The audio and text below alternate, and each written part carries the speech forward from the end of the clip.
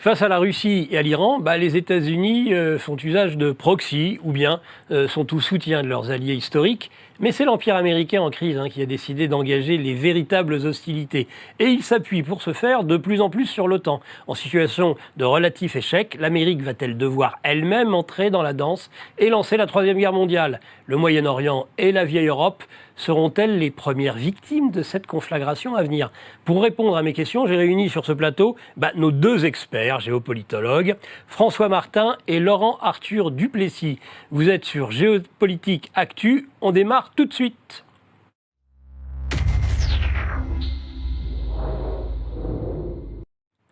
Voilà, avant de débuter ce débat sur la Troisième Guerre mondiale, finalement, un sujet radieux s'il en est, en cette fin d'été, je regarde la revue de géopolitique profonde, été 2024. Nous avons nos experts qui parfois y écrivent, tels que François Martin ou Laurent Arthur Duplessis, d'ailleurs. Cet été, le général de Lavarde, tiens, la victoire de la Russie. Est-ce qu'il a fait don de prophétie, le général qui ? Le général de Lavarde.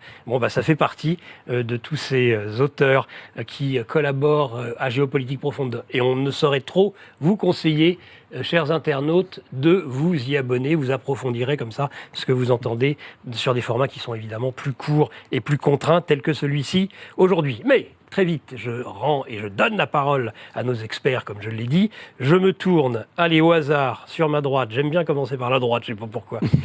Avec la tienne. La mienne. Bonjour François Martin, bienvenue. Bonjour, bienvenue, géopolitologue, auteur d'un livre à venir, et puis du livre évidemment sur le basculement du monde, l'Ukraine. C'est ton éditeur historique, Cyril Jean-Cyril de Godefroy. Voilà. On a pu et peut-être que tu pourrais planter le décor ainsi. Oui. On a pu voir des similitudes entre les conflits en Ukraine et au Gaza, Moyen-Orient. Oui, et ça, j'aimerais que tu le développes parce que c'est une idée relativement originale et qui pourrait permettre de lancer un peu le sujet du jeu. Oui. C'est le titre de mon livre qui s'appelle Le temps des fractures. L'Occident contre le reste du monde. Et pour moi, le conflit d'Ukraine, c'est un conflit décolonial, c'est-à-dire c'est un conflit de la Russie qui veut sortir en fait des pattes de la colonisation américaine, occidentale et américaine. Donc c'est pour ça que c'est un héros du Sud et qu'il est suivi par le Sud. Et dans le cas de Gaza, c'est la même chose. Et je dirais que le conflit de Gaza est un conflit de proxy, parce que les deux véritables opposants dans ce conflit, on le voit maintenant, c'est l'Iran et les États-Unis, c'est clair. Parce que derrière l'Iran, il y a la Russie, il y a la Chine, et en fait, il y a une grande partie du Sud. Et derrière Israël, il y a les États-Unis et la petite Europe, en fait. Donc la ligne de fracture passe exactement là. Voilà. Et il y a une autre ligne de fracture, ça c'est une partie de mon livre qui s'appelle Les guerres, et l'autre, je pense, c'est les réveils des peuples, et la ligne de fracture, là, elle passe en Europe. C'est à cette aune-là, à mon avis, qu'il faut voir ce qui s'est passé en France avec les élections, ce qui se passe en Angleterre, ce qui se passe en Afrique, c'est-à-dire les peuples se réveillent contre la colonisation mondialiste dans leur propre ensemble et veulent être gouvernés par eux-mêmes, par des vrais chefs. Il y a donc en retour, avec l'AES en Afrique, avec ce qui se passe aujourd'hui, avec les partis de droite, il y a un retour du nationalisme qui est clair. Donc voilà. Donc pour moi, voilà, le décor planté est celui-là. Merci François.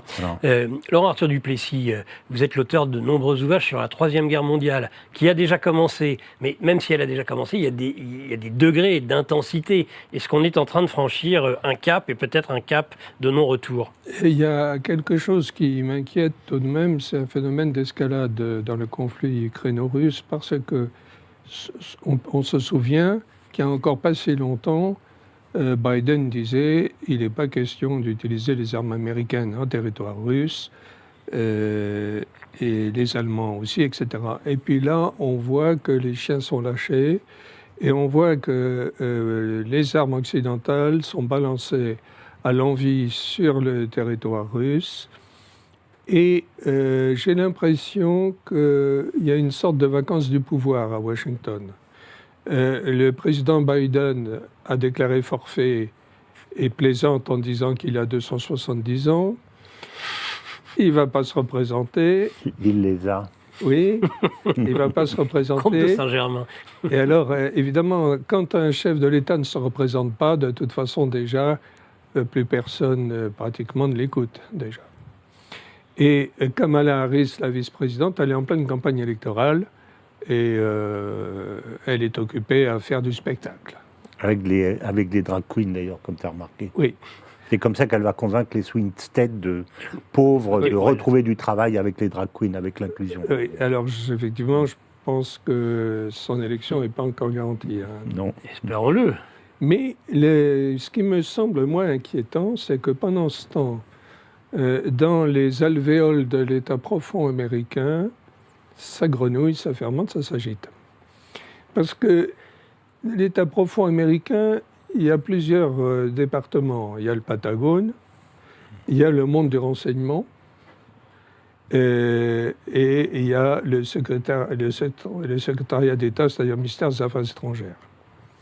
Anthony Blinken, qui est le secrétaire d'État, avait du poids. C'est pas le plus excité, lui. C'est pas un hystérique. Hein. Ah, c'est quand même un néocon bien marqué. Hein. Oui, mais il y a des gradations dans les néoconservateurs. Mais de toute façon, il est un peu hors-jeu, lui, puisqu'il était adossé à Biden, en fait. Et moi, je crains qu'il y ait actuellement un phénomène qui est le suivant, c'est que les gens qui contrôlent le monde du renseignement américain, la CIA et puis les autres agences, je crois qu'il y en a 17 au total, NSA et autres. Oui, agitent agite la situation sur le front ukraino-russe en prenant des initiatives hors contrôle. Hors contrôle.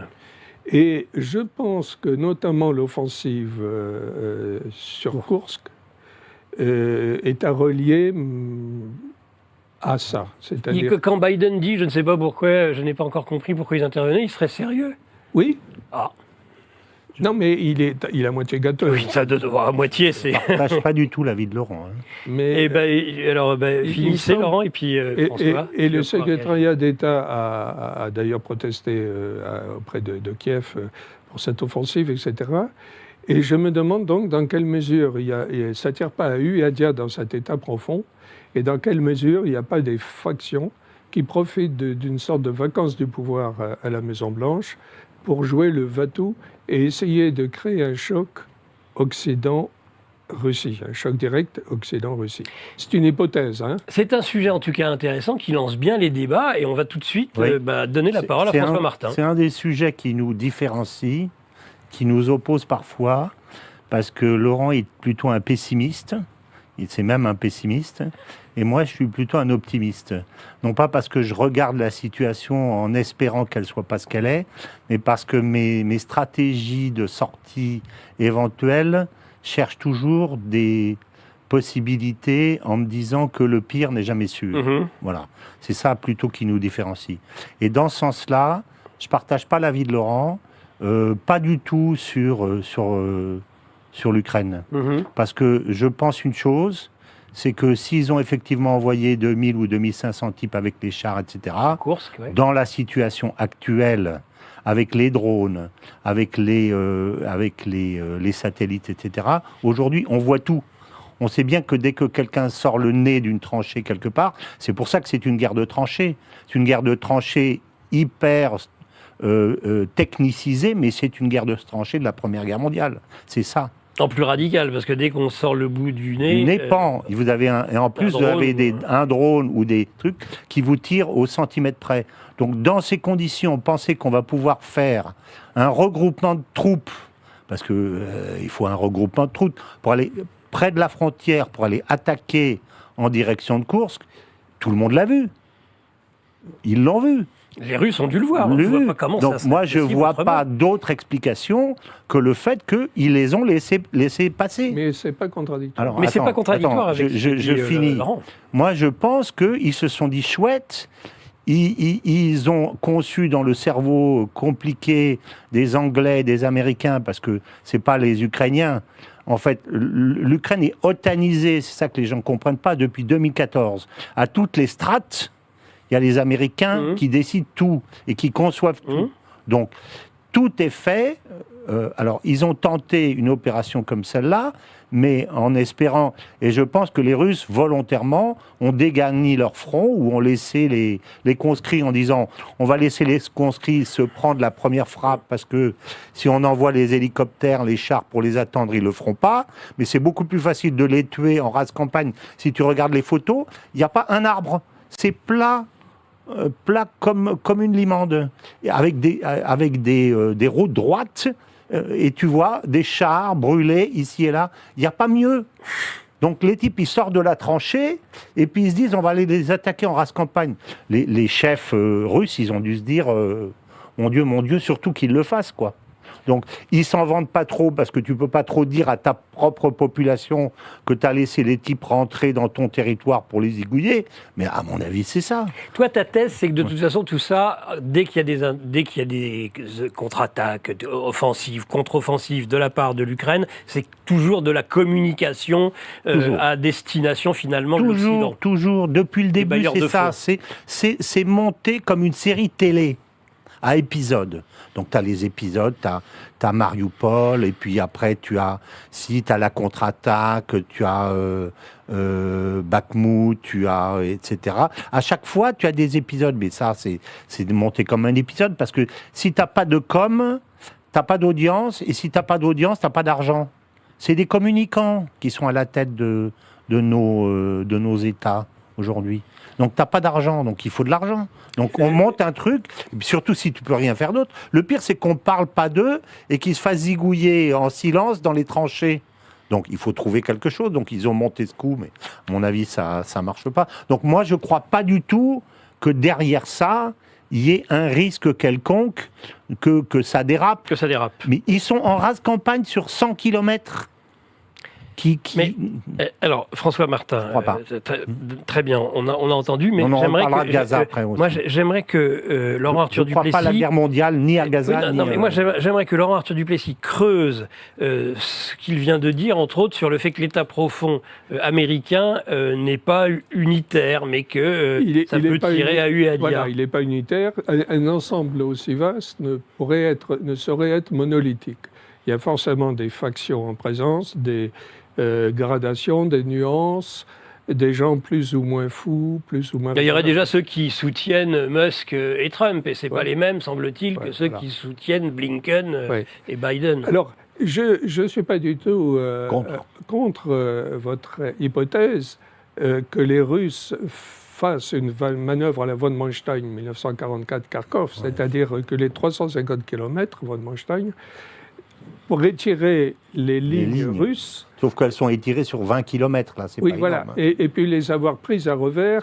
50 sur 20, ça fait 1000 km². Ça fait 20 km de large. Et avoir fait une nasse extraordinaire. Cette opération de von Manstein est un classique de toutes les écoles militaires du monde entier. Bien sûr, et a commencé par l'Académie Frunze à Moscou. Mais les Russes s'en vanteront pas. On est bien d'accord. Je ne suis pas contre cette hypothèse. Elle n'est pas contradictoire avec le fait que certains éléments de l'État profond américain s'engouffrent dans les pièges avec toute la frénésie qui les caractérise. Mais Laurent, cette frénésie dont tu parles, elle existe depuis le premier jour de la guerre. Ils n'ont cessé de taper sur Energodar. Ils n'ont cessé de taper. Ils ont fait sauter le barrage. Cette chose dont tu parles, elle n'est pas pire maintenant qu'elle était au début. Alors, pour moi, l'élément important, c'est le crocus. L'élément nouveau. Ça, c'est une réussite, je veux dire, dans cette stratégie-là, mais c'est pas pire maintenant. Pourquoi ça serait pire ? Il y a un élément nouveau. Il y a quand même un élément nouveau. Alors, allez-y, Laurent. L'élément nouveau, c'est que là, c'est une percée dans le territoire russe internationalement reconnu. Et quand on connaît la psychologie russe sur la Rodina, la mère patrie, c'est une novation que dans ce conflit ukraino-russe, on ait cette intrusion-là. Cela dit, ça sert Poutine. Parce que, à partir du moment où on attaque la mère patrie, qui est sacrée, le peuple russe se regroupe autour de Évidemment. Poutine. Et effectivement, les volontariats pour entrer dans l'armée ont été multipliés par 3. Oui. Pardon, monsieur, je suis confus, j'ai garé mon briquet. On a aussi tendance à jouer avec le feu. Google, qui est une création de la CIA. L'équipe de Géopolitique Profonde vous donne le meilleur de l'actualité brûlante. Mais en échange, on veut un geste de votre part. Merci de ce geste d'amour. On vous le rendra. Ravi.